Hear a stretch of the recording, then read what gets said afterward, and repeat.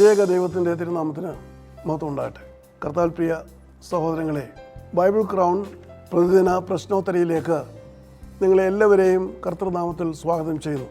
നമ്മുടെ ഇന്നലത്തെ ചോദ്യം, നീതിമാൻ ആരുമില്ല, ഒരുത്തൻ പോലുമില്ല എന്നെഴുതിയിരിക്കുന്ന പുസ്തകം ഏത്?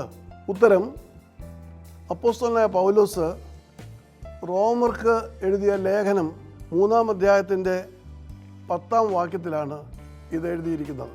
ദാവീദ് 14-ാം സങ്കീർത്തനത്തിൽ പ്രാർത്ഥിക്കുന്നതും ഇതുതന്നെയാണ്.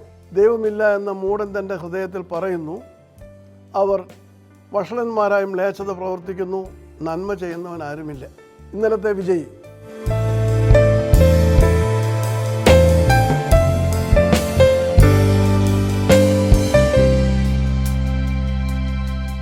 ഇന്നത്തെ ചോദ്യം, യേശു 2 പഴയ നിയമ പ്രവാചക ശ്രേഷ്ഠന്മാരുമായി സംഭാഷണത്തിനായി പോയപ്പോൾ തന്നോടൊപ്പം കൊണ്ടുപോയ ശിഷ്യന്മാർ ആരെല്ലാം? യേശു സംസാരിച്ച പ്രവാചക ശ്രേഷ്ഠന്മാർ ആരായിരുന്നു?